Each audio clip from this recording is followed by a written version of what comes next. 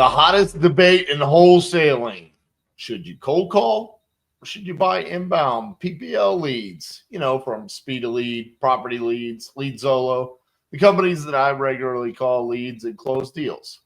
Now, I've been bold enough to say that I believe the cost per lead is about the same with pay per lead as it is with cold calling.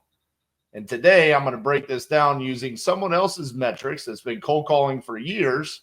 And they were kind enough to share their metrics on a Facebook post. Now, I'm not going to call out the individual that shared these because he didn't do that to be broadcasted on a YouTube video, but I do appreciate his post. Now, here are his metrics for cold calling. Right now, he has 2 virtual assistants at $7 an hour, meaning for one VA per month, he's spending $1,120 or $2,240 for both virtual assistants per month. He has Ready Mode Dialer, which is $199 per seat. So it's $398 per month for 2 licenses. Then he uses Deal Machine for his data and skip tracing, which is $149 per month. This totals $2,787, and he says his VAs are able to generate 3 to 5 leads per day, averaging out to about 160 leads, which gives them an in-house cost per lead of $17.42. Awesome breakdown. I appreciate that. I love these types of posts in this conversation inside of our industry because this really gives us an inside look as to where should we be spending our money. How should we as wholesalers be investing our hard-earned dollars to generate leads and to be able to close deals? That being said, I do want to point out a couple of things that I feel like were missing off of his list. First and foremost, there's nothing in here about his own time, okay? The reason why I'm bringing up his own time is because I do not know if the virtual assistants are pulling that data, skip tracing that data, and also setting up the campaigns. If they are, then that expense is built in. However, when I was cold calling, I was doing that internally in-house. We were pulling the list, making sure that we were pulling the list in the correct markets, and also making sure that we were getting the right list, right? Pre-foreclosures, tax delinquencies, vacant properties, inherited properties, all of these types of lists, making sure that we were pulling the correct data and then setting up the campaign, making sure that we always had fresh data for our VAs to cold call. The next thing is, on his time, is managing those VAs, having meetings with them, listening to recorded phone calls, quality assurance, accountability, making sure that these conversations are going the way that you want them to go so you can continue to generate 160 leads per month. Now, when you break down the cost difference, if I were to be able to go into Speed to Lead's Coupon Club, which I have regularly talked about, $200 a month, $29 per lead. The average cost per lead total for a month, if I were to buy 160 leads, is about $2,000 more a month than what this gentleman is currently spending cold calling. All right. Sounds like cold calling is cheaper.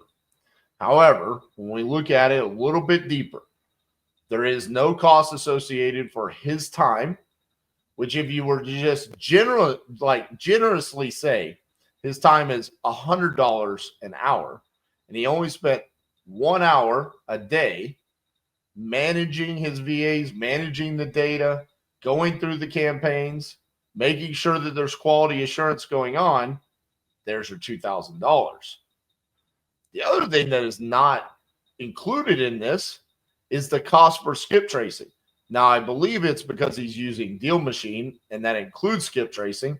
But if you're not using Deal Machine and you're using something like Batch Leads or PropStream, where you actually have to spend money per skip trace, that could also be an additional expense.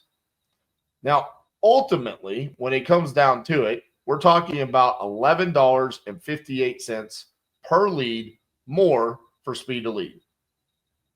For me, when I look at it from that perspective, I go $11.58 per lead for someone else to manage the VAs and the data, and also give me the opportunity to generate leads through Google pay-per-click, Facebook, SEO, as well as cold calling and texting.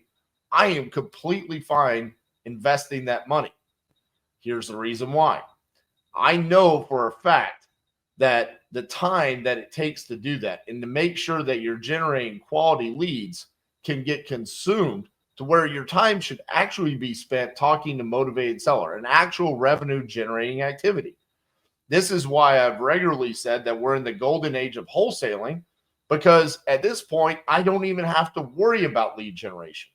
I can just swipe my card and have another company that has dedicated their career to generate these leads for me. Now, I'm doing that, and then on these rough numbers, it looks like I'm willing to spend $11.58 per lead for someone else to do that for me. That also allows me to have a lot more time for revenue generating activities like following up with sellers. Speaking of follow-up, I'm looking at this and I'm going 160 leads per month. That's a lot of leads. It's a lot of follow-up. And why am I bringing up follow-up right now? Because what I've noticed with cold call leads, by nature, when you think about the adjective that we're using, cold, these people did not come to us. We went to them. What happens during cold call leads is a lot of times they'll say, I do need to sell my house, just not right now. I inherited the property, but I still have to go through the probate process. We are going to be moving for a new job, but it's going to happen later this summer after the school year ends. There's all of these different reasons and objectives that come up when we talk to sellers, and it's specifically when we cold outreach to them. So by nature, what happens when we generate cold call leads is we have a lot of follow-ups that we have to do. This is why CRMs are built the way that they are, and they have drip sequences with follow-up. However, with PPL and inbound leads, you have the choice to purchase leads based off of their time frame. Inside of Speed to Lead, you can look on there and it will say, I need to sell ASAP, I need to sell in 1 to 2 months, I need to sell in 3 to 6 months, or I need to sell in 6+ months. Now, this gives you the option to not purchase leads that want to sell in 3 to 6 months or 6+ months. You could literally just go after the ASAPs or the 1 to 2 months. And what does this do is when you're on the phone with those sellers, you can go for the close. This is how I end up getting these closes on one dial. Why? Because they're motivated. They're ready to make that decision right now. We don't really have that control factor when we're cold calling, because we're cold outreaching. They're just going to tell us, quite frankly, yes, I do need to sell my house, but this is my time frame. Inside the 4 pillars, that's one of the questions that we're asking. What is your time frame? So all of these little nuances make a difference inside of our business. The main metric that I want to track is not necessarily my average cost per lead, but my average cost per contract. That's the metric that I really want to be tracking. And also, I want to know, what is my contract to close ratio, right? How many of these are actually ended up at the closing table, and how many of them get terminated? And then how much do I have to invest to get that contract?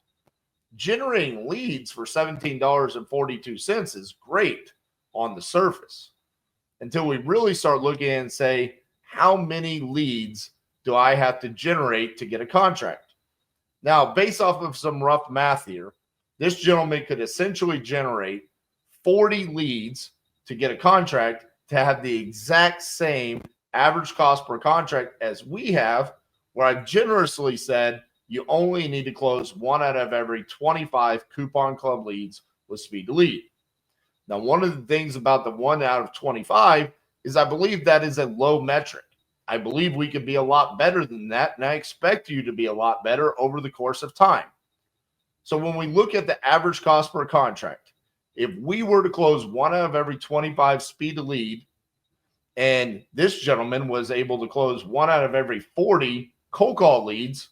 The cost is the exact same, even if we don't include the cost for data, if we don't have Deal Machine, or we don't have free skip tracing, or if we don't include any expense for our own time with managing the VAs, managing the data, or managing the campaigns. At the end of the day, there is no argument that I've seen yet that explains to me why I should be investing my money into cold calling in comparison to PPL. Even if it does cost me $2,000 more a month to generate the exact same amount of leads, it's well worth it because of the control factor. The decisions that I get to make on whether or not I want to purchase that lead before I've invested the money. I get to know their motivation, the physical elements of the property, as well as their time frame. In cold calling, we don't really get that. There's going to be times where they say, yeah, I'm motivated. I'd like to downsize. We would choose not to purchase that lead from Speed to Lead because downsizing does not necessarily mean that they're motivated to sell for a discount. The physical distress element. There's going to be times where we talk to someone on a cold call and they say, yes, I would like to sell. What's the condition of the property? The property's in perfect condition. Okay, it's still going to be a lead because they said that they want to sell. Now, we could put metrics in there or control elements with our cold callers that say, don't pump those leads towards me. But again, in order to get 160 leads per month, I'm assuming quite a few of them are not physically distressed. And the main thing is the time frame. Seeing all of that up front with Speed to Lead or even Lead Zolo and property leads makes a huge difference. So again, the control element and not factoring in our own cost per time, I think that makes a huge difference. And that's why I'm so all in on inbound pay-per-lead leads. I'd love to hear from you guys on what you think about this breakdown. What do you like?